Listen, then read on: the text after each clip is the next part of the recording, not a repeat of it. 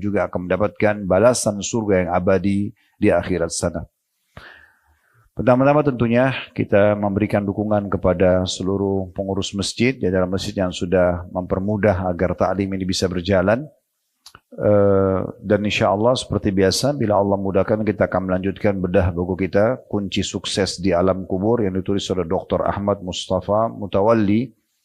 Dan kita sudah menyelesaikan sampai kunci sukses yang ketujuh pada kesempatan yang lalu, yaitu masalah berdoa kepada Allah Subhanahu wa taala dengan memohon perlindungan agar diselamatkan dari siksa kubur. Kembali kita ingatkan lagi ibu-ibu sekalian rahimani wa rahimakunallah, bahwasanya siksa kubur itu dan juga nikmatnya bagian daripada keimanan kita. Bagian daripada rangkaian rukun iman yang kelima, yaitu iman kepada hari kiamat. Satu paket.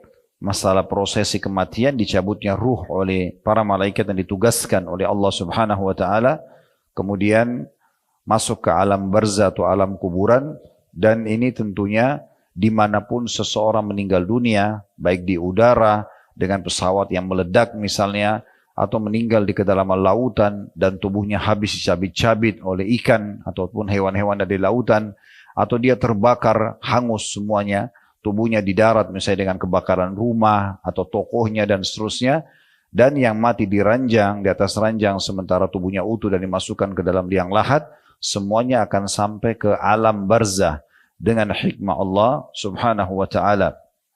Dan di alam ini seseorang hanya bisa menghadapi dua, kalau bukan menjadi taman dari taman surga karena keimanan dan amal-amal solehnya, maka akan menjadi lubang dari lubang neraka. Makanya Nabi alaihi salatu wassalam mengingatkan dalam hadis yang sahih dan cukup panjang lebar tentang kondisi ini. Beliau mengatakan, dan ruh orang mukmin kalau dimasukkan ke dalam kuburan, maka akan datang kepadanya dua sosok malaikat Munkar dan Nakir, mendudukkannya lalu menanyakan kepadanya pertanyaan yang sudah masyhur, siapa Tuhanmu, siapa nabimu, apa agamamu, dan dia akan menjawab dengan sangat mudah. Kemudian akan dibukakan baginya pintu surga dan sampai kepadanya bau-bau wanginya. Dan Allah pun berfirman, bentangkanlah perma darinya dari surganya. Kemudian dia pun menikmati kuburannya menjadi taman dari taman surga. Dalam riwayat lain dikatakan bentangkan kuburannya seluas pandangan matanya. Kemudian kalau orang kafir, orang munafik, orang musyrik, maka akan lawan daripada itu atau rivalnya. Yaitu akan datang malaikat Munkar Nakir mendudukan lalu menanyakan pertanyaan yang tadi, tiga itu, siapa Tuhanmu, siapa nabimu, apa agamamu, atau apa ketujukanmu, maka dia tidak bisa menjawab. Lalu malaikat akan membukakan baginya pintu neraka dan sampai kepadanya bau-baunya, serta akan terjadi siksaan yang menyakitkan di kubur tersebut.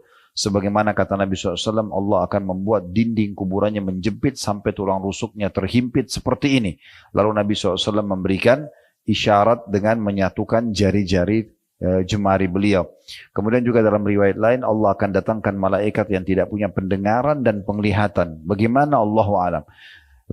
Malaikat ini khusus untuk menyiksa di kuburan, yang akan membawa sebuah besi yang kalau seluruh jin dan manusia bersatu jumlahnya miliaran untuk menggerakkannya, maka tidak akan mampu menggerakkannya, lalu menghantam ke kepala orang ini dan dia menjerit. Semua makhluk Allah mendengarkan jeritannya kecuali jin dan manusia, yang kalau jin dan manusia mendengarkan jeritan tersebut maka niscaya mereka akan meninggal seketika.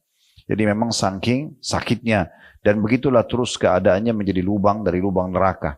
Makanya Nabi alaihi salatu wassalam juga selalu berlindung dari siksa kubur. Ya, di antaranya yang diajarkan kepada kita dalam doa sebelum salam, wa'udzubika min adzabil qabr, dan aku berlindung kepadamu dari siksa kubur. Itu selalu sebelum salam dianjurkan membacanya. Jadi kita bisa bayangkan berapa belas kali, bahkan puluhan kali kita baca kalau digabung antara sholat sunnah dan sholat wajib. Karena pentingnya kita berlindung dari siksa kubur itu. Begitu juga Nabi alaihi salatu wassalam pernah lewat di beberapa kuburan, kemudian beliau mendengarkan suara yang gemuruh ribut, kemudian beliau mengatakan ini adalah kuburan orang-orang Yahudi yang mereka sedang disiksa di kuburan mereka. Begitu juga beliau pernah mendengar atau melewati dua buah kuburan, kemudian beliau mengatakan kepada para sahabat, sungguhnya dua penghuni kuburan ini sedang disiksa, dan mereka disiksa bukan dengan hal-hal yang dianggap besar oleh manusia, tapi sungguhnya dia besar di sisi Allah Subhanahu wa taala. Maksudnya dosa besar. Yang satu tidak cebok pada saat kencing atau tidak bersih pada saat ceboknya, kemudian masih ada najisnya, dan yang kedua adalah namimah, suka mengadu domba orang lain. Dalam riwayat yang lain yang sahih juga, Nabi SAW pernah melewati kuburan, kemudian beliau meminta sahabat untuk mengambil pelapa kurma dan membelah duanya lalu menancapkan di kuburan dua tersebut, lalu mengatakan, semoga saja siksa keduanya diringankan oleh Allah selama batang kurma atau pelapa kurma ini belum kering. Namun ini khusus mukjizat yang Allah berikan untuk Nabi SAW, tidak berlaku bagi kita. Bukan dengan kita meletakkan bunga di kuburan atau menancapkan pelapa kurma lalu kemudian bisa meringankan siksa kubur. Terbukti para sahabat tidak ada yang melakukan itu karena mereka tahu itu khusus untuk Nabi alaihi salatu wassalam. Dan kuburan ini awal perjalanan menuju ke akhirat. Sebagaimana kata Uthman radhiyallahu anhu pada saat melihat kuburan dan beliau menangis-nangis. Lalu beliau mengatakan, waktu ditanya, kenapa anda menangis? Bukankah anda sudah dijamin oleh Rasulullah SAW surga? Maka kata Uthman, kubur adalah awal perjalanan ke akhirat. Siapa yang selamat di sini, dia akan selamat di sana. Nah ini sebuah statement yang sangat menarik yang harusnya kita mengambil pelajaran. Dan bagaimana Nabi SAW mengatakan, kuntu nahaitukum an ziyaratil kubur fazruha fa inna tudzakkirul akhirah. Dulu di Mekah saya pernah larang kalian untuk ziarah kubur, sekarang ziarailah karena dia benar-benar akan mengingatkan kalian akhirat. Jadi kita disunnahkan untuk mengunjungi, datang ziarah kubur, mengucapkan salam, mendoakan mereka. Kemudian kita ambil pelajaran sebagai orang yang masih hidup, karena dalam kuburan tersebut adalah orang-orang yang seperti kita, bahkan mungkin lebih cantik, lebih gagah, lebih pintar, lebih kaya, lebih tinggi jabatannya, dan segala macam. Tapi mereka sudah meninggal, dan mereka sudah akan diminta pertanggungjawaban atas perbuatan mereka kalau itu buruk, dan mereka akan mendapatkan balasan maksimal kalau itu adalah perbuatan yang baik. Dan sudah panjang lebar kita jelaskan dalil-dalil berhubungan dengan masalah itu. Namun kita akan masuk sekarang ke poin yang ke-8 yang disusun oleh penulis tentang masalah cara menyelamatkan dari siksa kubur, yaitu tentang sholat. Walaupun di buku ini kalau kita lihat ibu-ibu sekalian tidak ditulis dalilnya. Saya tidak tahu kenapa penulis tidak menulis dalilnya. Walaupun satu ayat atau satu hadis. Begitu juga dengan poin ke-9 nanti masalah puasa. Poin ke-10 masalah zakat juga sama. Nanti ke poin ke-11 baru beliau menulis dalil-dalilnya. Oleh karena itu kita akan datangkan dalil dan bahasan buku selain buku kita ini. Tepatnya saya akan bacakan dari buku Sahih At-Targhib Tarhib. At-Targhib Tarhib buku yang ditulis oleh Al-Mundhiri rahimahullah. Buku hadis yang sangat masyhur. Kemudian ditelusuri hadisnya oleh Syekh Albani dan hanya dikeluarkan hadis-hadis yang sahih saja. Makanya kita membedah buku yang Sahih At-Targhib Tarhibnya. Di jilid satunya itu ada bahasan tentang masalah bab sholat. Panjang sekali. Panjang sekali babnya. Belasan, mungkin bisa dikatakan belasan bab. Ya. Atau banyak babnya tepatnya. Ya, tetapi kita tidak bisa membahas semuanya pada kesempatan ini. Kita akan bahas sebagiannya. Saya akan mulai membahas sholat ini, ibu-ibu sekalian, dengan mengetahui dan coba merenungi besarnya dan agungnya sholat itu. Satu-satunya ibadah yang diterima oleh Nabi SAW sebagai perintah dari Allah, yang diterima di langit hanya sholat. Semuanya diterima di bumi. Puasa, jihad, bakti sama orang tua, haji, pokoknya semuanya. Selain sholat, itu Jibril datang alaihissalam ke bumi lalu menyampaikan kepada Nabi SAW. Khusus sholat, ini beda. Satu-satunya ibadah. Nabi SAW diharuskan untuk melakukan perjalanan Isra dan Mi'raj. Perjalanan dari Mekah Masjidil Haram ke Masjidil Aqsa di Palestina. Yang kita sudah tahu dalam surah Isra, surah nomor 17 dalam Al-Quran. Bicara di ayat pertamanya tentang masalah perjalanan mulia itu. Kemudian Nabi SAW dalam perjalanan tersebut diperlihatkan berbagai macam siksa kubur. Diperlihatkan tentang masalah surga dan neraka. Kemudian beliau dipertemukan dengan ruh para nabi-nabi di Masjid Aqsa dan sempat mengimami mereka sholat dengan hikmah Allah Subhanahu wa taala. Lalu Mi'raj ke langit, bertemu dengan nabi-nabi lagi di langit pertama sampai langit ke-7. Dan sampai akhirnya tiba di Sidratil Muntaha, kemudian menerima perintah sholat. Awalnya sholat itu diperintahkan 50 waktu. Ya, ini kita bisa bayangkan ibu-ibu sekalian, kalau 50 waktu artinya kurang lebih per 10 menit azan. Ya, atau bahkan kurang dari itu.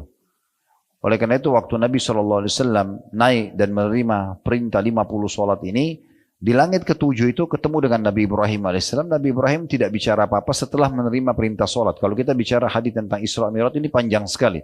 Karena ada pembicaraan antara Nabi SAW dengan Nabi-Nabi di 7 lapis langit tersebut. Tetapi yang kita fokus adalah langit ke-6-nya. Di langit ke-6 pada saat selesai menerima perintah sholat 50, itu bertemu dengan Musa alaihissalam. Nabi Musa alaihissalam ini Nabi yang paling banyak disebutkan namanya dalam Al-Quran. Ya, dan kisahnya sangat rinci. Dari dia lahir sampai disusuin, sampai kemudian dilibatkan ibunya, kakaknya perempuan, terus dibesarkan di istana Fir'aun, dan sekian panjang cerita. Nanti insya Allah kalau ibu-ibu berminat bisa mengikuti tablik akbar kami di Blok M setiap Sabtu. Dia selang-seling dengan serial sahabat di Sabtu kedua, itu tentang kisah-kisah Nabi-Nabi. Dan insya Allah nanti di bulan Desember kita akan masuk di kisah Nabi pertama, Nabi Adam alaihissalam, bisa hadir di sana, ngajak kerabat teman-temannya untuk hadir dalam majelis ilmu. Antara duhur dan asar kita akan bahas kisah Nabi dan manusia pertama, Adam alaihissalam, dan terus berlanjut kisah-kisah Nabi tersebut. Ringkas ceritanya adalah pada saat Nabi SAW turun dari Sidratul Muntaha, menerima perintah sholat dan akhirnya lewati langit ke-6, tentu sebelum turun, waktu pertama naik, tempat terjadi diskusi dan bicara dengan Nabi-Nabi, di antaranya sama Nabi Musa. Tapi ini kita cerita langsung ringkaskan pada saat sudah menerima 50 waktu sholat itu. Nabi Musa AS lalu bertanya kepada Nabi Muhammad SAW, apa yang Tuhan memerintahkan hai Muhammad? Kata Nabi SAW, 50 waktu sholat. Maka kata Nabi Musa AS, umatmu tidak akan mampu melakukannya. Maka mintalah keringanan. Kemudian Nabi Muhammad SAW naik lalu minta keringanan kepada Allah Subhanahu Wa Taala, lalu Allah meringankan 5 waktu sholat. Artinya masih tersisa 45 waktu sholat. Lalu ketemu lagi dengan Nabi Musa alaihissalam, lewat langit ke-7 ketemu Ibrahim. Ibrahim tidak ngomong apa-apa. Langit ke-6 Nabi Musa tahan lagi sebelum turun ke bumi. Apa yang Tuhan mau berikan? Berapa jumlah sholatnya? Kata Nabi Muhammad SAW 45. Kata Nabi Musa masih berat buat umat, minta keringanan. Terus saja Nabi Musa AS menahan Nabi SAW, setelah setiap kembali kepada Allah, diringankan 5 waktu sholat, dari 50 jadi 45, 45 jadi 40, 40 jadi 35, jadi 30, jadi 25, jadi 20, terus begitu sampai sisa 5 saja. Dan ini semua jasa Nabi Musa AS. Karena beliau yang selalu mengatakan masih berat hai Muhammad, minta keringanan. Sedangkan sudah sisa 5 saja, kayak sekarang, subuh sampai isya yang sudah kita ketahui, waktu Nabi Musa bertemu lagi dengan Nabi Muhammad, maka ditanya, sisa berapa? Kata Nabi Muhammad SAW, 5 waktu sholat. Nabi Musa masih mengatakan, masih berat buat umatmu. Minta keringanan lagi. Maka kata Nabi Muhammad SAW dalam perkataan yang masyhur, saya sudah malu dengan Tuhanku. Ya, akhirnya Allah pun berfirman pada saat itu kepada Nabi Muhammad SAW, sungguhnya dia 5 waktu sholat, tapi mendapatkan nilai 50 waktu sholat.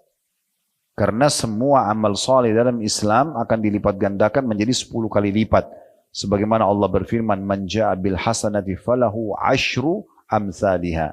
Siapa yang melakukan satu perbuatan amal saleh, maka akan dilipat gandakan menjadi 10 kali lipat. Semua, apapun yang ibu-ibu lakukan dari kebaikan-kebaikan, maka akan dilipat gandakan 10 kali lipat, ya, nilainya. Makanya Nabi SAW misalnya contoh berbicara tentang puasa 3 hari setiap bulan, puasa Iyamul Bid. Kata Nabi SAW, puasa 3 hari setiap bulan pahalanya setahun. Bagaimana nilai setahunnya? Ulama merincikan. Karena 3 hari dalam 1 bulan, setiap amal soleh dilipat gandakan 10 kali lipat. Berarti 1 hari puasa sama dengan 10 hari puasa pahalanya. Jadi kalau puasa 3 hari setiap bulan atau Iyamul Bid, mendapatkan 30 hari pahala puasa. Kalau begitu terus setiap bulan, Ramadan termasuk pasti kita akan puasa. Maka sama dengan pahala setahun. Nah, itu yang dimaksudkan, karena dilipat gandakan menjadi 10 kali lipat. Allah Subhanahu Wa Taala maha mulia, maha dermawan, ya, sangat suka memberikan yang terbaik kepada hamba-hambanya. Allah tidak akan pernah, ibu-ibu sekalian, kita minta 1 dikasih 1. Tapi Allah akan memberikan berlipat-lipat ganda dari apa yang kita berikan dan apa yang kita lakukan dari ketaatan kepada Allah Subhanahu Wa Taala. Ini sholat sangat mulia. Makanya Nabi SAW sangat menjaga. Dan beliau pada saat ditanya dalam hadis yang sahih, amalan apa yang paling afdal, yang paling Allah cintai, paling besar pahalanya, maka beliau menyebutkan yang pertama, as-salatu ala waktiha. Salat tepat waktu. Jadi kayak tadi, tepat waktu sholatnya, gitu ya. Makanya tadi waktu kami mau ke sini, begitu kita pertimbangkan tidak sempat keburu sholat ini, kami sholat di masjid yang kami temukan di jalan, supaya tidak ketinggalan awal waktu, gitu kan. Karena memang awal waktu ini mahal sekali. Kalau ibu-ibu ingin mendapatkan pahala maksimal dalam sholat, siapkan 3 hal ini. Ini maksimal pahalanya. Tepat waktu, azan tinggalkan semua aktivitas, udah sholat.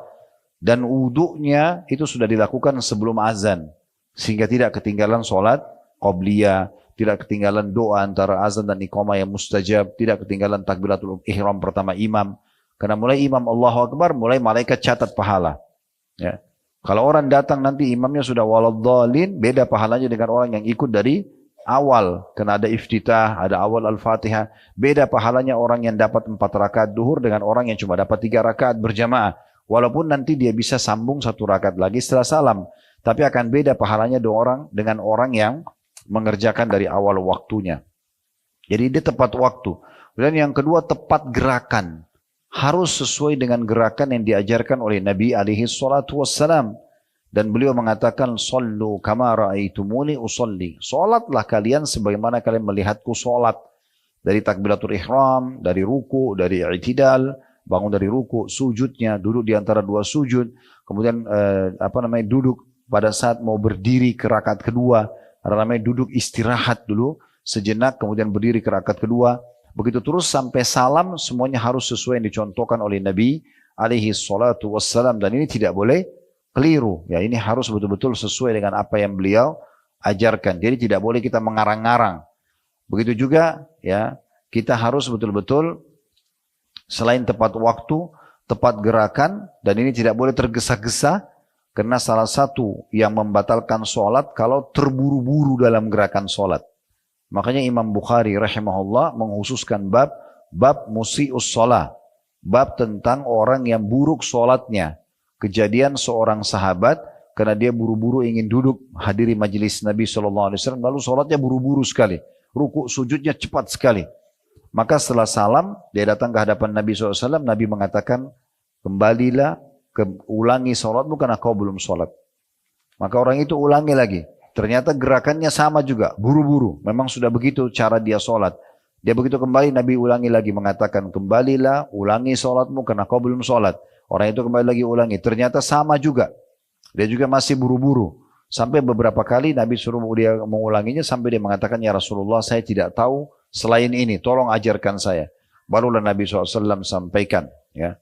Barulah Nabi SAW menyampaikan, kalau ya sesungguhnya kalau kau ingin sholat, maka tegakkanlah tubuhmu dengan tenang, ya. Kemudian setelah tenang, baru kemudian bertakbiratul ihram, baru dengan tenang. Dan tata caranya, semua jari-jari kita rapat, menghadap ke depan, ya, semuanya rapat, jangan direnggangkan, dan ini sejajar dengan pundak atau sejajar dengan kuping. Bisa seperti ini atau seperti ini, naik sedikit. Mata dibuka dan menghadap ke tempat sujud. Ya, tidak boleh menutup mata, ya. Karena Nabi SAW mengatakan dalam sebuah hadis, kalau Allah akan terus memandang mata seorang hamba selama matanya menghadap ke tempat sujudnya, ya. Kemudian setelah menghadap ini, semuanya menghadap ke depan, mata menghadap ke tempat sujud, tubuhnya dan tulang belakangnya, ruasnya semua tegak, kemudian baru takbiratul ihram. Ya, bisa dengan 2 cara. Dia gerakan dulu, ibu mengangkat tangan kemudian meletakkan ke dadahnya, baru bilang Allahu Akbar, atau ibu bersamaan Allahu Akbar. Dua-duanya bisa. Kalau saya lebih sering, apalagi kalau jadi imam ya, itu lebih tepatnya gerakan dulu baru ucapan. Supaya makmumnya tidak mendahului imam. Jadi misalnya meletakkan dulu, baru bilang Allahu Akbar.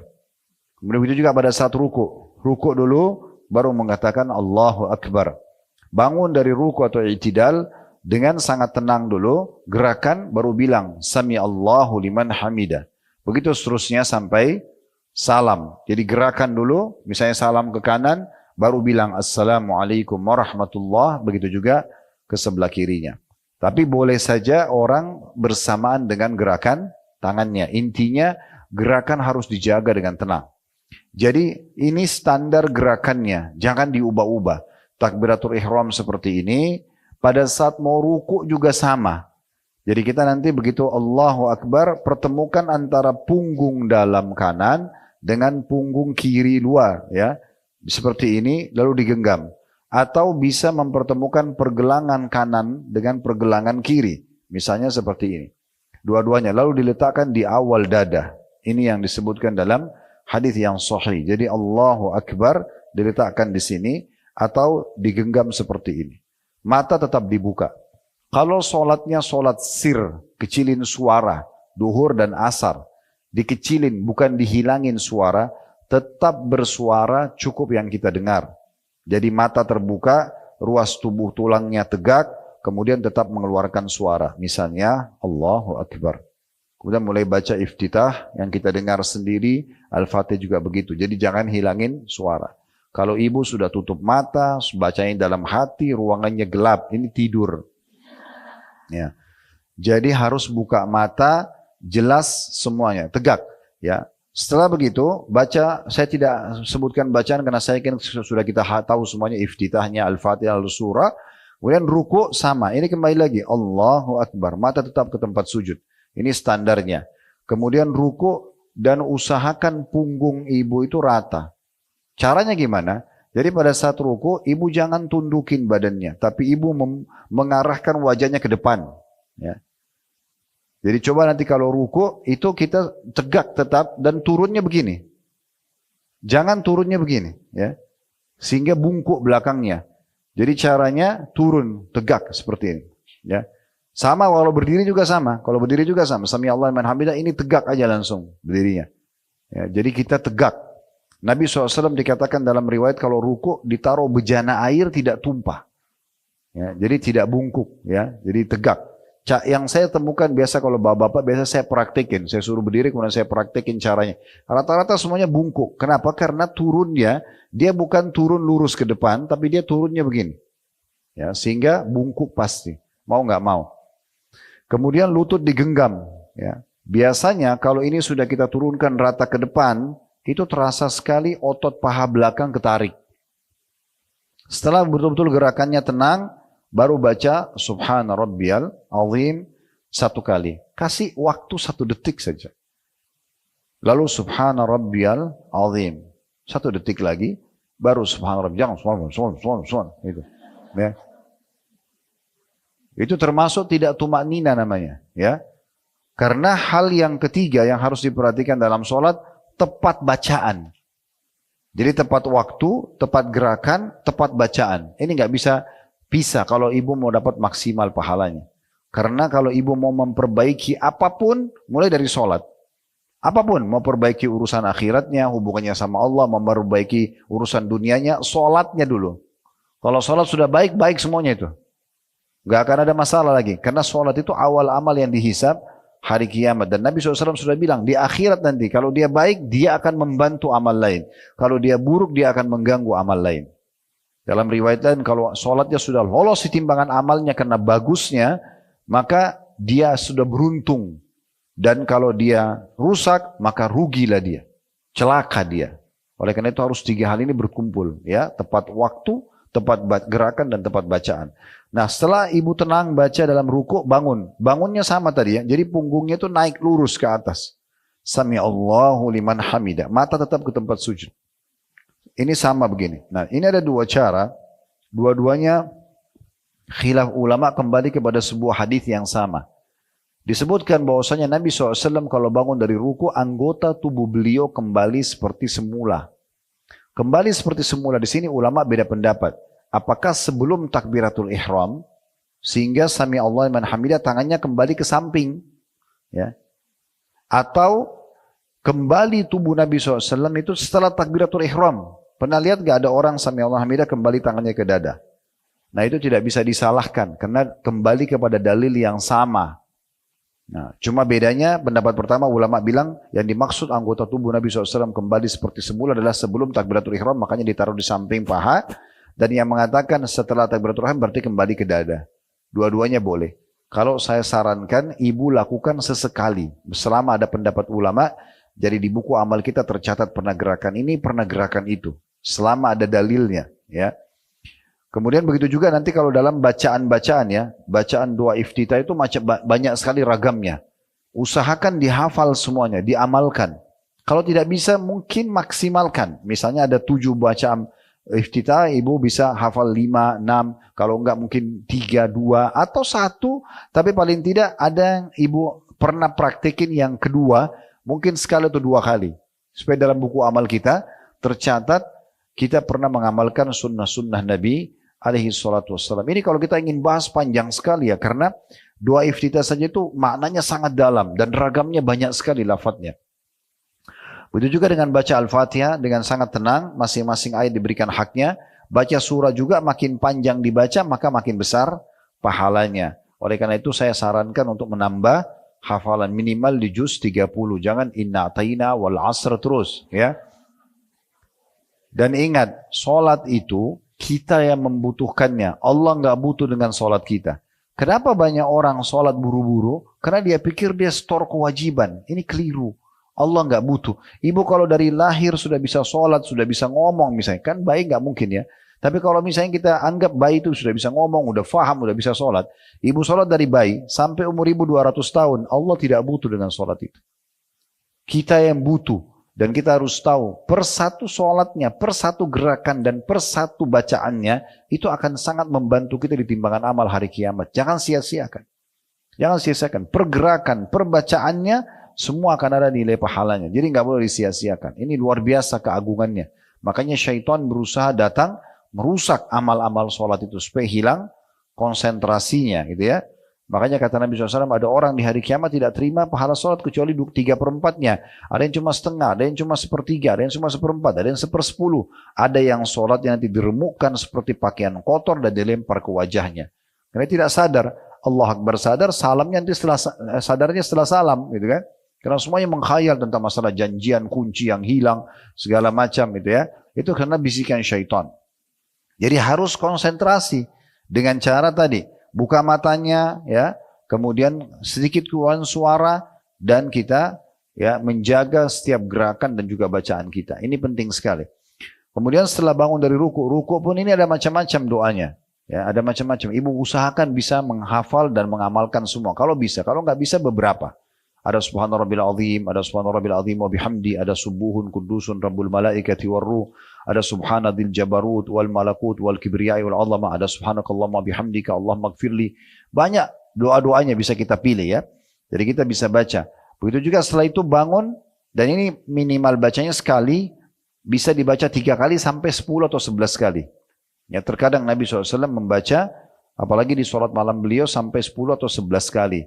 Begitu juga dengan pada saat sholat istisqa, sholat gerhana, maaf, ya, sholat khusuf dan khusuf, ya, sholat gerhana bulan dan gerhana matahari. Itu kita dianjurkan sholat sampai gerhananya hilang. Jadi lama sekali rukunya dan sujudnya. Bagaimana caranya? Ya kita ulang-ulangi bacaan zikir-zikir ruku tadi. Sami Allahu liman hamida, sama kita berdiri dengan tegak tadi. Kemudian setelah berdiri dengan tegak, dadanya dibusungkan, ini semua pundaknya rata, sama tadi, ini jangan diubah. Standarisasi ini standar, ya sejajar dengan pundak atau dengan kuping, sami Allah liman hamida, bisa diletakkan di dada atau diletakkan di samping paha. Mulailah baca dengan tenang, setelah gerakannya sudah sempurna baru baca. Rabbana walakal hamd, pelan-pelan. Mil'as samawat wa mil'al ardi wa mil'a ma syi'ta min syai'in ba'd. Diikuti banyak sekali. Hamdan kathiran tayyiban mubarakan fi. Ada banyak zikirnya ya. Ada juga ditambah dengan di Rabbil hamd. Ya, itu ada bacaan juga ditambah Allah malamana lima a'taita wa la mu'ti lima mana'ta wa la yanfa'u dzal jaddu minkal jadd. Ini mirip dengan zikir habis salat, tapi dibaca juga di i'tidal. Setelah selesai tenang baru kita sujud. Sujud dengan 2 cara. Menurunkan lutut dulu, baru telapak tangan, atau telapak tangan dulu. Tapi kalau orang mau menurunkan telapak tangan dulu, yang dilarang tidak boleh menyerupai duduknya unta. Ya, jadi unta itu kalau turun, kalau ibu nanti searching di YouTube lihat unta cara duduknya, biasanya kaki depannya dulu, tapi bokongnya ke atas. Ya.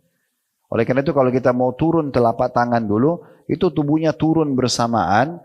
Tapi lututnya belum sentuh lantai, lalu telapak tangan diletakkan, baru lututnya turun. Ya, jadi bukan dengan menunggingkan bokongnya ke atas ya. Karena itu dilarang oleh Nabi SAW menyerupai unta. Mirip nanti juga kalau bangun dari rakaat pertama atau rakaat kedua ya, mau ke rakaat selanjutnya, itu juga tidak boleh berdiri bokongnya dulu ya. Tapi kita duduk dulu, nanti kan kita sebutkan sebentar caranya sambil menopang tubuh ke atas. Nah kalau kita sudah sami Allahu liman hamidah lalu kita sujud, bisa kita letakkan lutut dulu yang mana mudah dan usahakan minimalnya ya jarak antara lutut kita sama telapak tangan itu ukuran satu siku. Ya. Jadi kalau ibu letakkan telapak tangannya jangan dekat dengan lututnya, ya. Tapi dibuat ruang, ya, dimajukan ke depan. Itu kalau seandainya ibu turunkan sikunya, pas sikunya bisa masuk antara siku, lutut dengan telapak tangan. Ya. Walaupun tidak boleh meletakkan siku ke tanah. Sebagaimana Nabi SAW mengatakan atau Nabi SAW melarang siapapun sholat seperti duduknya anjing. Anjing itu kalau duduk kan sikunya ke tanah. Nah itu tidak boleh. Kemudian juga sunnah Nabi SAW adalah melebarkan sedikit sikunya. Terutama kalau lagi sholat sendiri. Ya, dilebarkan sedikit saja. Ya. Tapi kalau sholat berjamaah sesuai dengan kondisi dan keadaan. Kemudian juga pada saat ibu meletakkan lutut, sudah turun misalnya. Kemudian meletakkan telapak tangan. Ingat telapak tangan semuanya harus jari-jarinya rapat. Diletakkan. Ya. Kemudian wajahnya ke depan sedikit. Ya. Bukan dekat jari-jari ya. Jadi tetap ini nanti walaupun kita sujud dia berada sejajar dengan pundak. Mirip dengan takbiratul ihram. Bagaimana wajah kita lebih di atas, maka pada saat kita letakkan telapak tangan wajahnya pun maju ke depan. Bisa ditangkap ini ya. Ya, kemudian mulai setelah sujud barulah baca. Ingat, sujud kata Nabi SAW, aku diperintahkan sujud dengan 7 anggota tubuh. 1 itu dahi sama hidung. Jangan alasan Ustaz hidung saya pesek Ustaz, tidak ada. Itu enggak ada urusan. Ini ciptaan Allah, ya. Tetap bisa, tetap harus dahi sama hidung. Jadi enggak boleh orang itu dahinya yang sujud, hidungnya enggak. Itu enggak bisa. Itu berarti tidak sempurna sujudnya. Jadi turun dahi sama hidung 1, kemudian 2 telapak tangan, berarti 1 ini 2, 3. 2 lutut berarti 5, 2 telapak kaki berarti 7. 7 anggota tubuh. Nah khusus telapak kaki, kita disunnahkan untuk melipat jari-jari kita semampunya ya. Sehingga seakan-akan semua jari-jari ikut sujud. Dan dipertemukan Bu. Jangan dibuka. Pertemukan telapak kakinya dan ditekan jari-jarinya. Semampunya. Ya. Setelah selesai, gerakannya sudah sempurna, baru mulai. Subhana rabbiyal a'la. Kasih jedah 1 detik itu khusyuk ya. Subhana rabbiyal a'la. Baru kemudian subhana rabbiyal a'la. Ini juga sama. Bacanya cukup banyak. Ada 6 atau 7 bacaan. Bisa dipilih tentunya. Saya bilang tadi saya nggak masuk ke situ karena ini bahasnya panjang sekali. Saya pernah membahas bab sholat ini dalam daurah 3 hari. Baru bisa habis. Ya, kita ringkasin dalam 1 jam ini nggak mungkin gitu ya. Jadi memang ini saya sebutkan secara globalnya. Setelah selesai sujud dengan tenang, duduklah di antara 2 sujud. Dengan cara tubuhnya juga dinaikkan dengan tegak, matanya lihat ke tempat sujud, duduk di antara 2 sujud ya. Kemudian ujung jari-jarinya berada di ujung pahanya. Ya. Sehingga bukan menggenggam lutut, tapi di ujung pahanya. Jadi kalau ini misalnya lutut kita, dia ada di sini, telapak tangannya. Diletakkan. Jari-jari tetap semuanya, jangan direnggangin, tapi dirapatkan. Kemudian setelah itu baru mulailah baca doa, bisa Rabbighfirli saja, kemudian sujud, atau kita baca yang panjang Rabbighfirli warhamni wajburni sampai akhir. Setelah tenang, baru sujud yang kedua. Sama tadi posisinya, telapak tangan diturunkan, wajahnya lebih ke depan. Ya, baca lagi kayak tadi. Nah, pada saat mau berdiri ke rakaat kedua, duduk dulu, namanya duduk istirahat. Duduk dulu, setelah itu topang tubuh kita dengan 2 cara. Dengan cara menekan paha kita, lalu berdiri ke atas, atau kita membuat kepalan tangan, ditekan di bagian depan lutut, kemudian menopang tubuh kita di atas. Tapi ini cuma menopang, mendorong tubuh kita ke atas. Setelah itu rakaat kedua sama, tinggal yang terakhir adalah pada saat mau salam. Kalau mau salam, duduknya khilaf di antara ulama, apakah dia iftirash atau tawarruk. Ya. Kalau iftirash, duduk seperti di antara 2 sujud. Itu namanya iftirash. Karena ibu menjadikan telapak kaki kirinya didudukin. Telapak kaki kanannya berdiri. Itu namanya duduk iftirash. Kalau duduk tawarruk, warak itu artinya bokong. Jadi seperti kalau tahiyat terakhir biasa orang, bokongnya yang turun, ya duduk kemudian telapak kanannya berdiri, ya kaki kanannya. Nah di sini khilaf di antara ulama. Kalau Imam Syafi'i rahimahullah mengatakan di semua rakaat terakhir yang akan salam, apakah satu rakaat misalnya kayak witir rakaat terakhir satu rakaat atau dua rakaat subuh ataupun lebih daripada itu. Intinya di rakaat terakhir semuanya duduknya tawarruk. Semua duduknya tawarruk. Semua duduknya pakai bokongnya. Yang penting sudah mau salam walaupun satu rakaat. Kalau Imam Ahmad mengatakan bukan seperti itu, ya. Selama masih kurang dari 3 rakaat, satu rakaat atau dua rakaat saja, duduknya iftirash. Duduknya iftirash, ya, atau duduknya seperti di antara 2 sujud. Dan ini khilaf di antara ulama, artinya kita bisa memilih mana yang lebih mudah buat kita. Seperti itulah. Kemudian setelah baca atau tinggal kita tambahkan juga khilaf di antara ulama kapan mengangkat jari di tasyahud. Ada yang mengatakan nanti pada saat syahadat, asyhadu an la ilaha illallah seperti umumnya kita tahu. Ada juga yang mengatakan diangkat dari awal. Dari at-tahiyatu lillah wassalawat sudah diangkat jarinya. Ini khilaf di antara ulama dan kita boleh pilih salah satunya. Kemudian setelah selesai membaca semuanya, salam.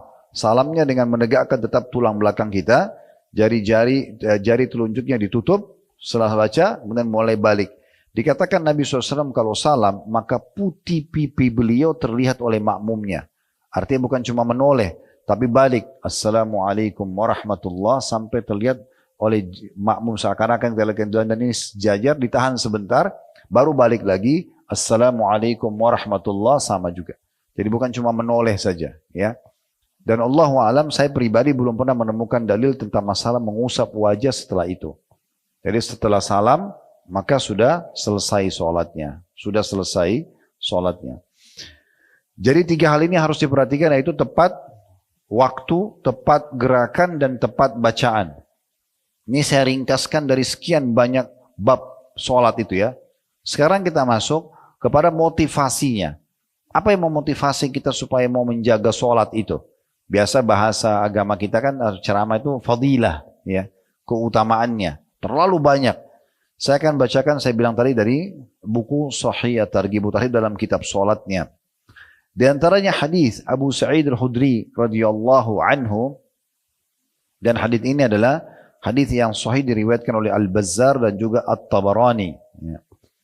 Bahwasanya dia mendengarkan langsung Nabi SAW bersabda, As-salawatul khamsu kaffaratun lima bainahuma. Salat 5 waktu itu benar-benar akan membersihkan dosa-dosa di antaranya. Thumma qala Rasulullah sallallahu alaihi wasallam, kalau Nabi SAW mengatakan, berikan perumpamaan, ara'aita law anna rajulan kana ya'tamil wa kana baina manzilihi wa baina mu'tamilihi 5 anhar. Fa idza ata mu'tamalahu amila fihi ma syaa Allah fa asabahu al-waskhu aw al-'araq. فَقُلَّمَا مَرَّ بِنَهْرٍ اكْتَسَلْ مَا كَانَ ذَلِكَ يُبْكِ مِنْ دَرَنِهِ فَكَذَلِكَ الصَّلَاةُ كُلَّمَا عَمِلَ خَطِيئَةً فَدَعَى وَاسْتَغْفَرَ غُفِرَ لَهُ مَا كَانَ قَبْلَهَا. Kata Nabi SAW, bagaimana menurut kalian jika ada orang yang bekerja dan antara rumah dan tempat kerjanya ada 5 sungai yang dilewatin. Ini rumahnya, itu tempat kerjanya. Ada 5 sungai di antara rumahnya dan tempat kerjanya. Apabila dia mendatangi tempat kerjanya, dia bekerja keras sesuai dengan kehendak Allah, lalu badannya pun terkena kotoran dan keringat. Lalu setiap kali dia melewati sungai, maka dia mandi. Apakah hal itu masih menyisakan kotoran di tubuhnya? Tanda tanya. Artinya, dari tempat kerjanya dia ada 5 sungai ke rumahnya. Tadi waktu dia pergi dia nggak mandi. Tapi begitu sudah keringatan, sudah kotor, dia pulang ada 5 sungai. Dia mandi di sungai pertama, setelah bersih, dia mandi lagi sungai kedua, bersih, sungai ketiga, bersih, sungai keempat, bersih, sungai kelima, bersih. Baru tiba di rumahnya. Nabi tanya, apakah dengan 5 kali mandi di 5 sungai ini, masih ada kotoran tubuhnya? Tanya, tentu kita sudah tahu jawabannya, nggak mungkin ada kotoran. 1 kali mandi aja sudah bersih, apalagi 5 kali. Maka kata Nabi SAW, begitulah sholat. Setiap kali dia melakukan kesalahan, lalu dia berdoa dan memohon ampun, maka kesalahan yang telah dilakukannya akan diampuni. Dalam riwayat lain diriwayatkan oleh Imam Muslim dari hadis Jabir radhiyallahu anhu, ini hadis kedua kita. Dia mengatakan bahwasanya Rasulullah SAW bersabda, "Mathalus salawatil khamsi kamathali nahrin jarin ghamrin ala babi ahadikum yaktasilu minhu kulla yaumin khamsa marrat."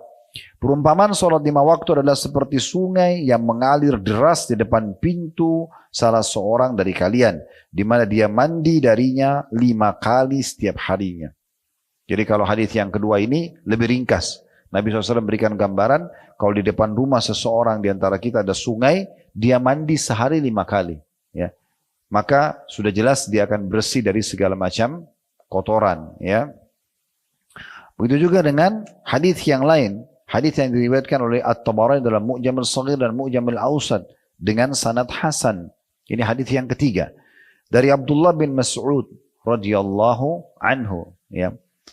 Dia berkata, Rasulullah SAW bersabda, "Tahtariqun, tahtariqun, fa'idha sallaitumus subha ghasalatha, thumma tahtariqun, tahtariqun, fa'idha sallaitumul zuhra ghasalatha, thumma tahtariqun, tahtariqun, fa'idha sallaitumul asra ghasalatha, thumma tahtariqun, tahtariqun, fa'idha sallaitumul maghriba ghasalatha, ثم تحترقون تحترقون فإذا صليتم العشاء غسلتها ثم تنامون فلا يكتب عليكم حتى تستيقظوا." Jadi sebenarnya keutamaan sholat ini banyak sekali hadisnya ya. Saya coba memilah-milah hadis yang mungkin ibu masih jarang dengar. Ya. Apa itu? Di antaranya hadis ini, riwayat Tabarani, dengan sanad hasan. Kata Nabi SAW, kalian terbakar, kalian terbakar. Maksudnya banyaknya dosa yang kalian lakukan ini membawa kalian kepada api neraka. Kalian terbakar, kalian terbakar. Dan apabila kalian sholat subuh, maka ia akan mencucinya atau memadamkan api yang bisa membakar. Kemudian kalian terbakar lagi. Maksudnya buat dosa antara subuh ke duhur. Apabila kalian sholat duhur, maka ia akan mencucinya dan membersihkannya. Kemudian kalian terbakar, maksudnya sampai menuju asar. Lalu apabila kalian sholat asar, maka ia akan mencucinya. Kemudian kalian terbakar. Dan apabila kalian sholat maghrib, maka ia akan mencucinya. Kemudian kalian terbakar.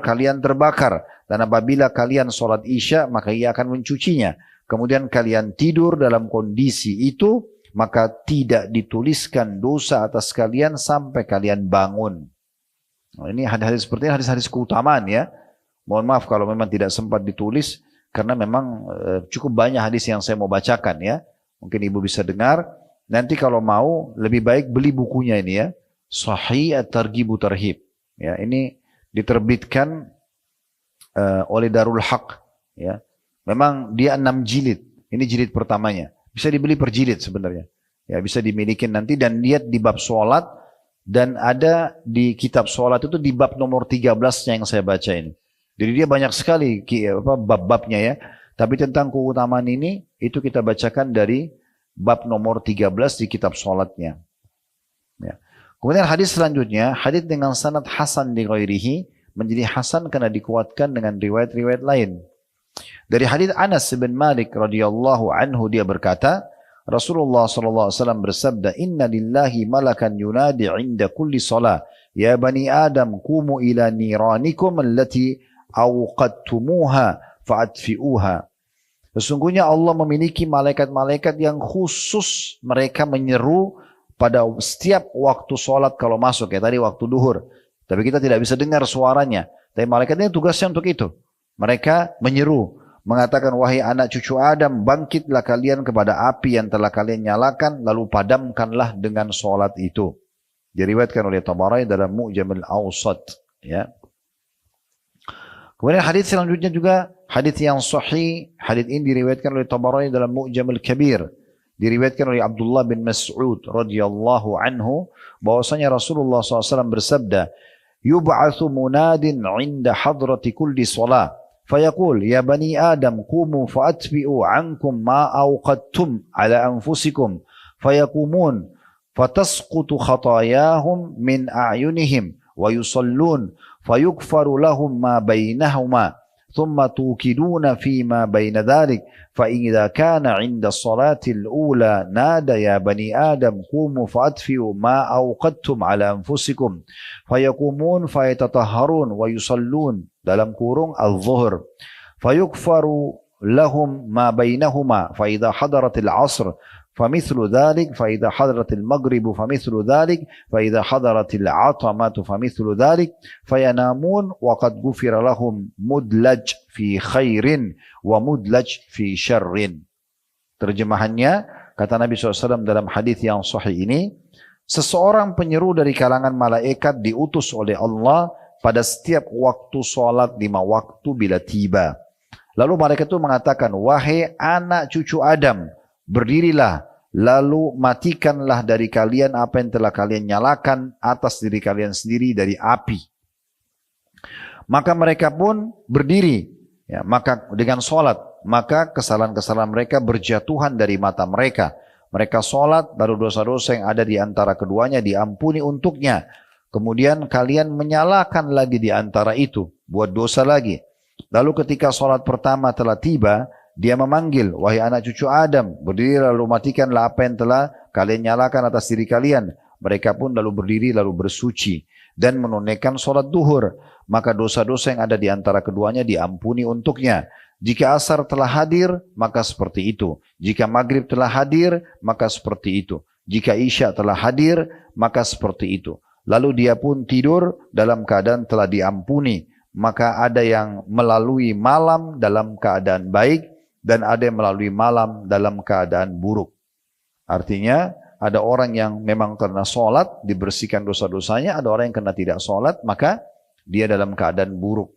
Tentu di sini perlu kita garis bawahi ibu-ibu sekalian, yang dimaafkan adalah dosa-dosa kecil, bukan dosa besar, ya. Dosa-dosa kecil. Kalau dosa-dosa besar itu wajib taubat nasuha, sebagaimana Imam Nawawi rahimahullah mengatakan harus melalui 3 syarat. Ini sudah pernah kita jelaskan. Meninggalkan dosa itu seketika, menyesali dan berjanji sama Allah tidak akan mengulanginya. Nah, itu baru bisa diampuni dosa besarnya, ya. Hadis selanjutnya adalah hadis yang disebutkan sahih li ghairihi. Ini istilah, maksudnya dia sahih karena dikuatkan dengan riwayat-riwayat lain. Dan ini mauquf, maksudnya hanya sampai ke sahabat.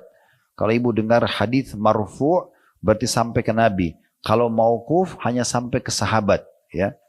Tapi ini tetap semua, kalaupun dari sahabat berarti memang mereka ambil dari Nabi SAW. Tapi kalau misalnya Salman Al-Farisi berkata, Abdullah bin Umar berkata, Abdullah bin Abbas berkata, Umar bin Khattab berkata, lalu kemudian statementnya langsung, itu diistilahkan dengan mauquf, ya, hanya sampai ke sahabat. Dikatakan bahwasanya satu hari Salman pernah berdiri sholat di akhir malam, seolah-olah dia menyaksikan apa yang dia duga sebelumnya. Dia menyampaikan, ya, bahwasanya Salman berkata, ya, maksudnya ini disebutkan oleh Tariq ibn Shihab. Dia berkata, dia pernah menginap di rumah Salman Al-Farisi untuk melihat kesungguhannya dalam ibadah. Lalu dia melihat Salman berdiri di akhir malam seolah-olah dia tidak menyaksikan apa yang dia duga sebelumnya. Maksudnya dia tidak sangka kalau sampai sehusyuk itu sholatnya. Lalu kemudian Salman berkata setelah salam kepada Tariq ibn Shihab, seorang tabi'in, Tariq ibn Shihab rahimahullah, dan Salman Al-Farisi sahabat Nabi. Salman memberikan nasihat kepada muridnya. Tariq mengatakan, hafidhu ala hadis salawatil khams, fa innahunna kaffaratun lihadil jirahat, malam tusabil maqtala. Jagalah sholat 5 waktu itu karena ia adalah pelebur bagi luka-luka atau dosa-dosa kecil selama dosa-dosa besar dihindari. Diriwayatkan oleh At-Tabarani dalam Mu'jamil Kabir. Ini diantaranya.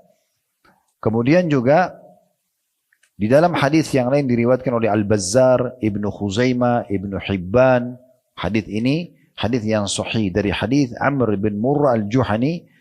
Dia mengatakan radhiyallahu anhum, ja'a rajulun ila Nabi sallallahu alaihi wasallam faqala ya Rasulullah, ara'aita in syahidtu an la ilaha illallah wa annaka Rasulullah wa sallaitu as-salawatil khams wa addaitu az-zakah wa sumtu Ramadan wa qumtuhu Famimman ana qala minas siddiqina wasyuhada. Sahabat ini mengatakan ada seorang laki-laki datang ke hadapan Nabi SAW dan berkata, "Ya Rasulullah, bagaimana menurut Anda jika aku bersaksi bahwasanya tidak Tuhan yang berhak disembah kecuali Allah dan bahwasanya Anda benar-benar utusan Allah?" 2 kalimat syahadat. Aku juga sholat 5 waktu. Aku juga membayar zakat. Aku juga berpuasa Ramadan dan mendirikan malam Ramadan, maksudnya dengan qiyamul lailnya. Termasuk golongan apakah aku? Kata Nabi SAW, engkau termasuk golongan siddiqin dan syuhada. Maksudnya engkau akan bersama nanti di surga dengan orang-orang yang jujur dan orang-orang yang mati syahid. Saksi bahasanya termasuk sini menjaga 5 waktu sholat. Jadi saking pentingnya menjaga 5 waktu sholat ini luar biasa. Sampai Umar bin Khattab mengatakan, ibu-ibu sekalian, tidak ada kedudukan dan posisi yang bisa diberikan kepada seseorang yang tidak memperhatikan sholatnya. Mau jadikan teman, mau jadikan pasangan hidup, mau jadikan partner bisnis, mau jadikan tetangga, semua lihat sholatnya. Sholatnya bagus, oke, jadi tolak ukur. Dan itu pun bukan hanya sekedar sholat, tapi dilihat tadi ketepatan waktu dia sholat, ketepatan gerakannya, ketepatan bacaannya, betul dia khusyuk, baru kita layak jadikan sebagai teman. Kalau tidak, tidak usah, lupakan aja. Makanya banyak ibu-ibu mengeluh, Ustaz, saya sudah sekian tahun menikah tapi suami saya nggak pernah imami saya sholat. Memang dari awal nikahnya sama yang tidak sholat, ya kan?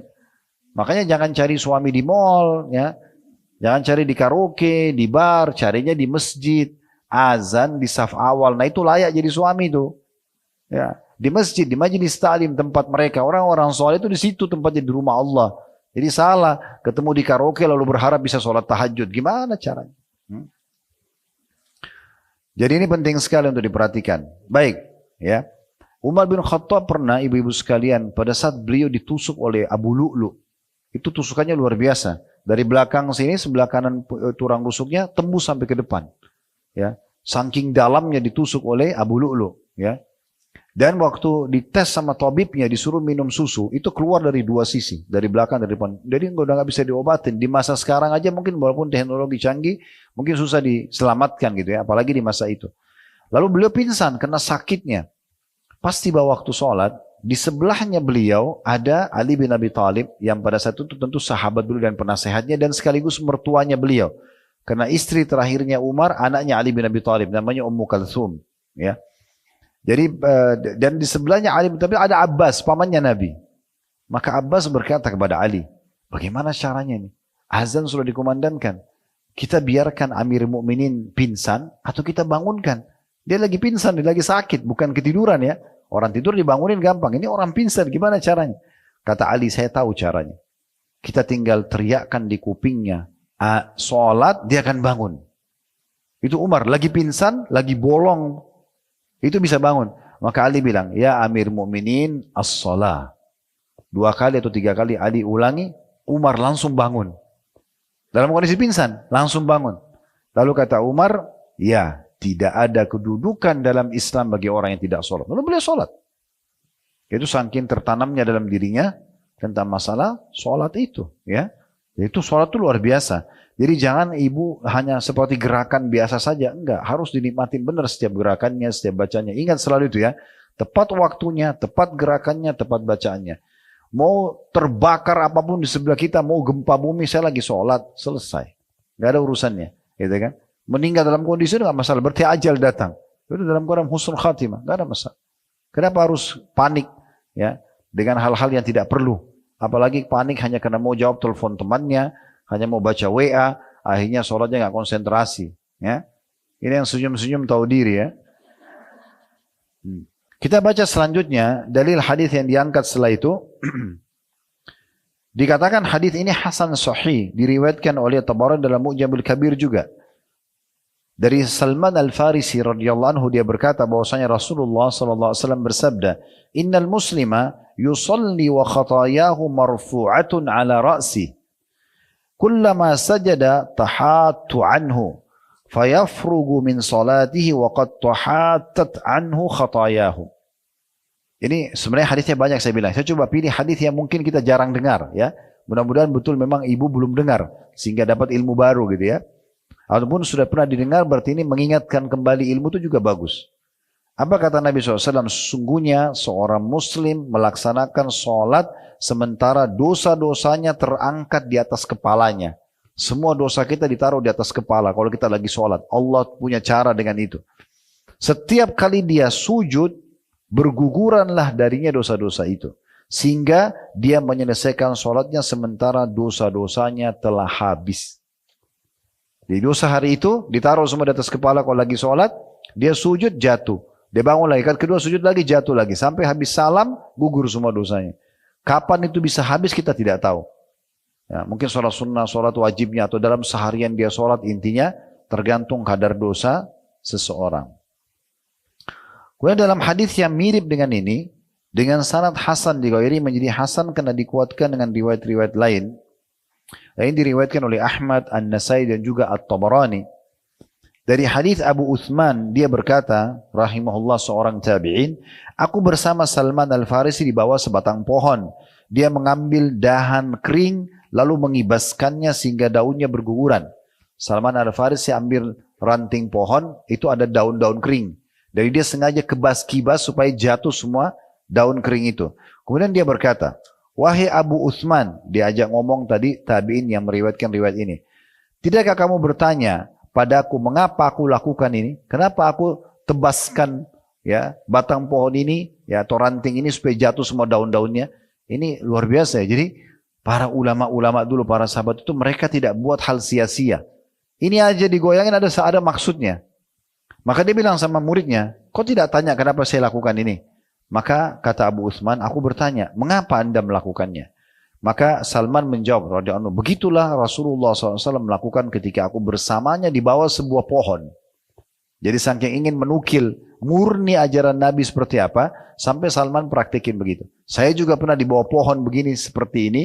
Nabi juga ambil ranting yang ada daun-daun kering, lalu Nabi juga kebasin. Lalu Nabi tanya juga kepada saya, kamu nggak tanya kenapa saya kebasin ini?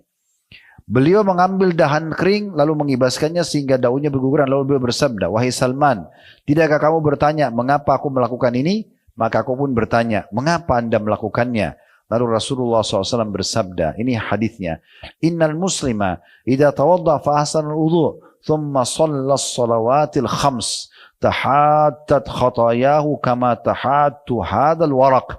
وقال وأقم الصلاة طرفي النهار وزلفا من الليل إن الحسنات يذهبن السيئات ذلك ذكرى للذاكرين.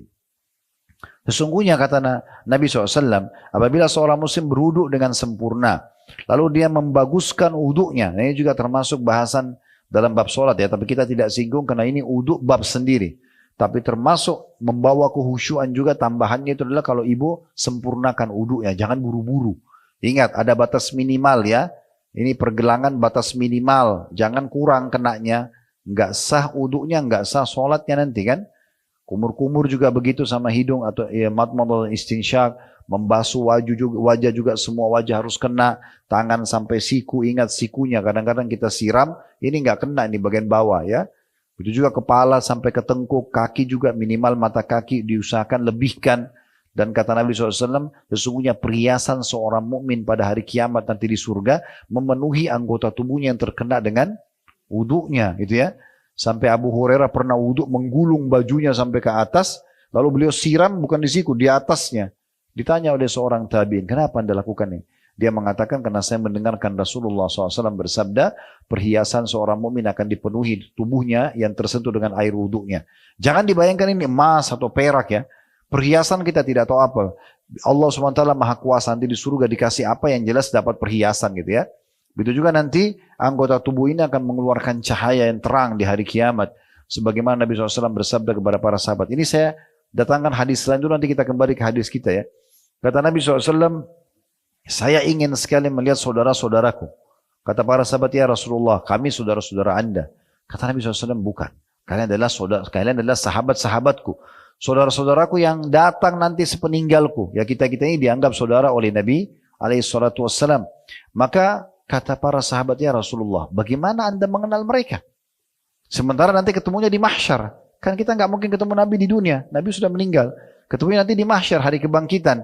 Kata Nabi SAW, kalau seandainya seseorang punya kuda-kuda yang banyak, tapi di antara kuda itu ada kuda yang bagian bulu dahinya, kan kuda itu ada bulu rambutnya di sini ya, itu berwarna putih dan keempat kakinya bulunya juga berwarna putih. Bisa dibedakan dari kuda-kuda yang lain? Kata para sahabat, tentu ya Rasulullah. Artinya yang lain tidak begitu, tapi dia sendiri kuda ini begitu. Tentu saja bisa dibedain, gitu kan? Maka kata Nabi SAW, begitulah mereka datang hari kiamat dari tempat-tempat uduk mereka mengeluarkan cahaya yang terang, gitu ya. Jadi tenang ya, jangan buru-buru sekali uduk. Ini biasa kalau saya jelaskan dalam pelatihan sholat ini, tenang. Dan ingat, jangan mubazir air. Pakai pelan-pelan saja. Jangan keran ini terus sambil ngobrol sama teman. Ini air jalan terus, ya. Gak boleh mubazir. Gosok telapak tangan dengan tenang. 1, 2, sampai 3. Kumur-kumur, ambil satu cakupan dengan telapak tangan, masukkan di mulut kumur-kumur, sisanya hirup di hidung, namanya istinsyak. Dihirup. Kata Nabi SAW, kuatkan istinsyak kalian kecuali kalian sedang puasa. Lalu istinthar, keluarkan dengan tangan kiri. Baru basuh wajah. Ya, sudah tenang, sudah 3 kali, baru tangan sampai siku. Kanan dulu sampai 3 kali, baru kiri 3 kali. Baru kepala disentuh dari awal tumbuh rambut sampai ke tengkuk. Ya. Kalau laki-laki boleh dikembalikan lagi ke depan. Kalau perempuan tinggal tepuk-tepuk saja. Ditepuk-tepuk sampai ke depan. Semua dilakukan 3 kali kecuali kepala saja 1 kali. Kemudian kaki juga begitu. Sunnahnya menyelat-nyelatkan jari tangan di jari kaki, Bu ya. Gini telapak kaki Ibu masukkan jari-jari tangannya supaya semua kena air. Ya, dimasukkan. Kanan dulu sudah selesai, minimal mata kaki lebihkan tidak masalah. Begitu juga tangan kaki kiri, baru selesai. Setelah selesai jangan lupa baca syahadat. Asyhadu an la ilaha illallah wahdahu la syarika lahu, asyhadu anna Muhammadan abduhu wa rasuluh. Kata Nabi SAW, siapa yang baca ini selesai wudu, terbuka untuknya 8 pintu surga. Habis wudu baca syahadat. Dalam riwayat Tirmidzi ditambah Allahumma ja'alni minat tawwabin wa ja'alni minal mutatahhirin. Ya Allah, jadikanlah aku orang yang suka bertobat dan juga suka bersuci, gitu ya. Nah, kita kembali ke hadis kita tadi. Kata Nabi SAW, tidak ada seorang muslim yang berwudu lalu dia membaguskan atau menyempurnakan wudunya. Tenang, tadi sudah kita sampaikan. Kemudian dia melakukan sholat 5 waktu.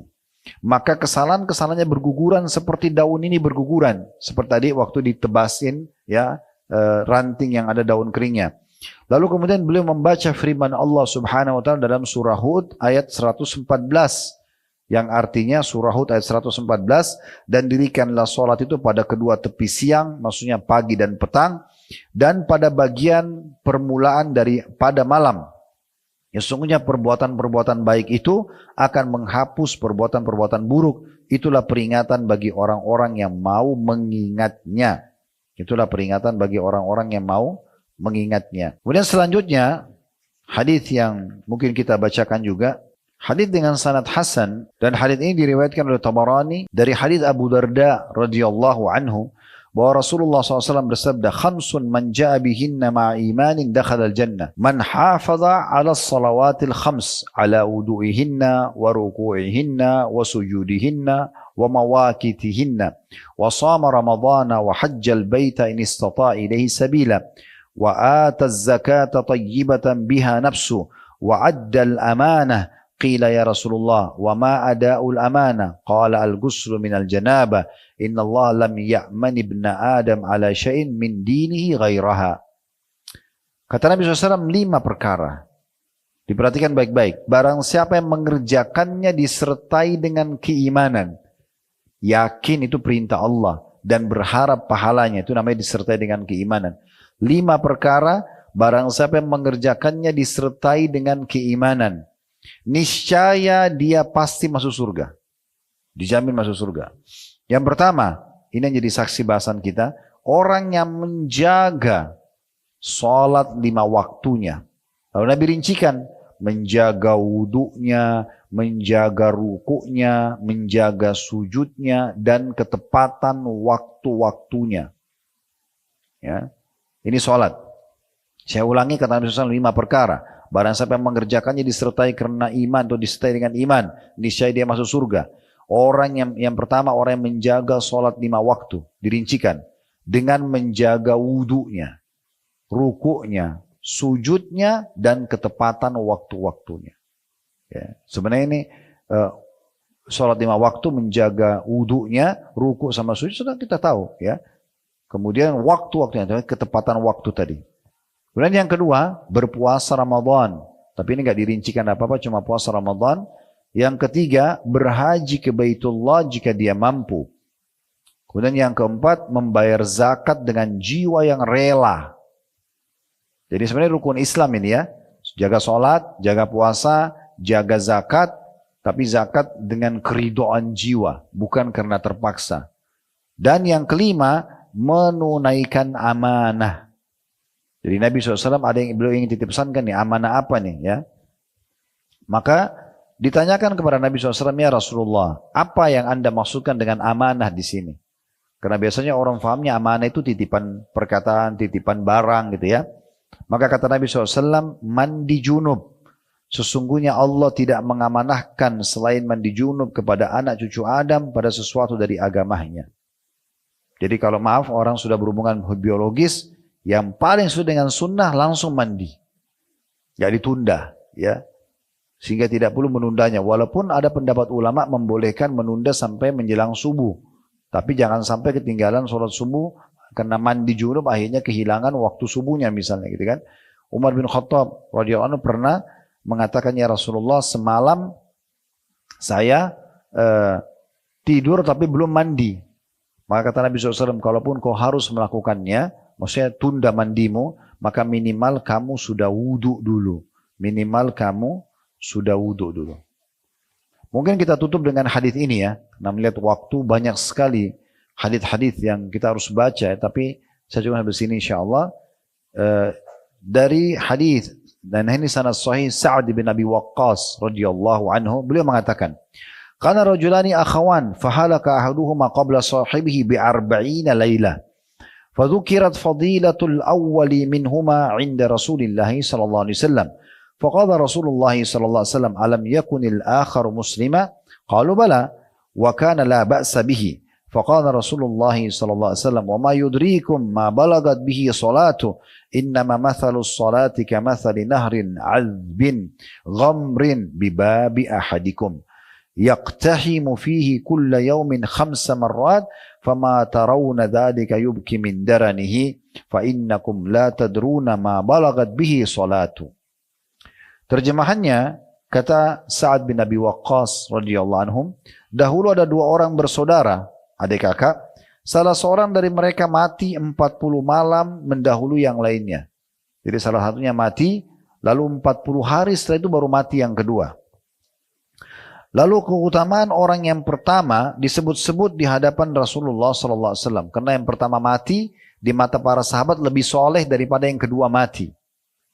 Maka Rasulullah SAW bersabda, bukankah yang mati terakhir ini? Tadi saudaranya mati 40 hari yang sebelum, tapi lebih soleh menurut para sahabat. Bukankah yang baru mati tadi ini? Ya, beda 40 hari. Adalah muslim juga? Para sahabat menjawab, benar. Dia orang yang tidak memiliki aib. Maksudnya oke lah, tapi lebih soleh orang yang sebelumnya itu. Maka Rasulullah SAW mengatakan, apa yang memberitahukan kalian ya sejauh mana sholatnya? Maksudnya dari mana kalian bisa menilai orang ini lebih rendah daripada orang itu? Sementara jarak bedanya 40 hari. Ya, dari mana kalian bisa tahu orang ini lebih rendah derajatnya sementara 40 hari dia sempat sholat? Karena perumpamaan sholat adalah seperti sungai sejuk lagi deras di pintu salah seorang dari kalian di mana dia mandi padanya setiap hari 5 kali. Menurut kalian, apakah sholatnya itu masih menyisakan sedikit kotoran dosanya? Sesungguhnya kalian tidak mengetahui sejauh mana sholatnya. Artinya, sholatnya orang yang mati terakhir ini bedanya 40 hari dengan saudaranya sebelumnya. Itu sudah cukup untuk membedakan dia lebih tinggi derajatnya daripada saudaranya yang mati sebelumnya. Hadis ini diriwayatkan oleh Imam Malik.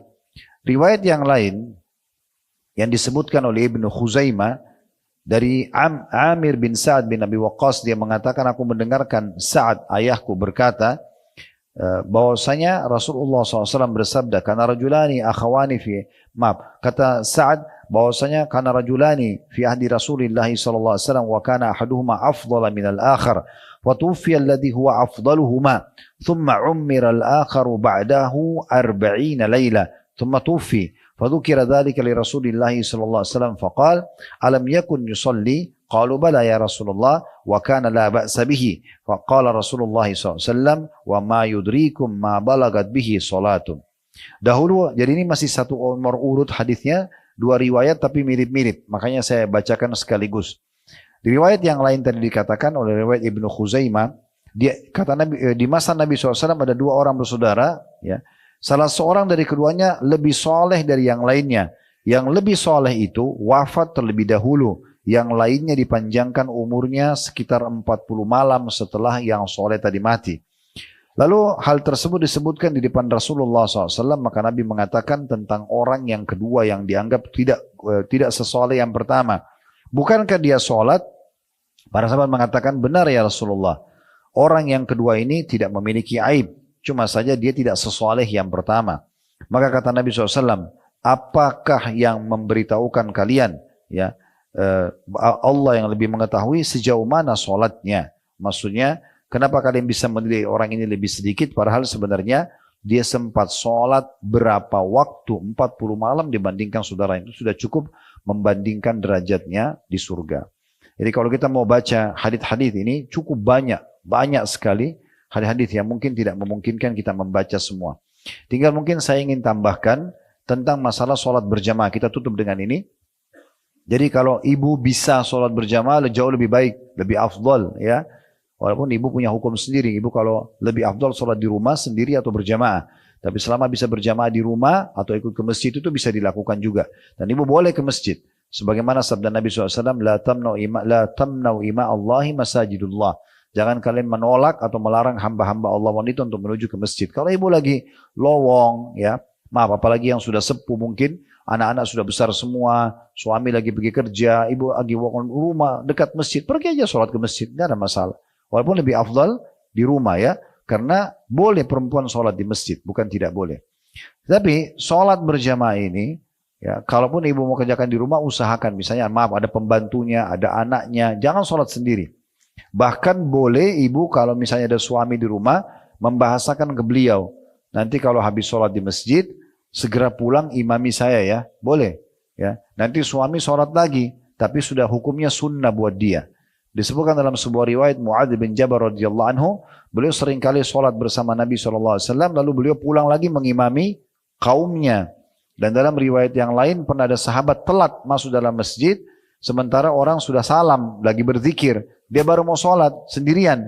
Lalu Nabi SAW tahan dulu, sebentar, jangan kamu sholat dulu. Lalu beliau bersabda kepada jemaah di masjid, siapa yang mau bersedekah untuk saudaranya ini? Maksudnya temani dia sholat. Lalu Abu Bakar berdiri mengatakan, saya Rasulullah. Abu Bakar lalu sholat dengan orang tersebut, Abu Bakar baru salam. Tapi di sini hukumnya sudah hukum sunnah, supaya jangan sholat sendirian. Ya, sholatnya berjamaah. Karena kata Nabi SAW, as-salatu fi jama'atin ta'adilu 25 sholat. Sholat berjamaah, ya itu dilipat gandakan 25 sholat jika menunaikan dilipat gandakan 25 kali sholat dibandingkan sholat sendiri, ya. Jadi ini kedudukannya besar. Artinya gini, kalau ibu kerja di satu perusahaan atau ada dua perusahaan menawarkan kerja, yang satu gajinya 1 juta, yang satu gajinya 25 juta. Yang mana ibu pilih? Nah, kalau uang cepat, langsung. Kalau sholat kenapa selalu pilih yang satu? Kenapa enggak pilih yang berjamaah? Kadang-kadang satu rumah itu ada ibu sama anaknya, enggak diajak anaknya sholat berjamaah. Atau enggak diajak pembantunya sholat. Atau enggak diajak suaminya sholat bersama. Ini sayang sekali. 25 kali lipat.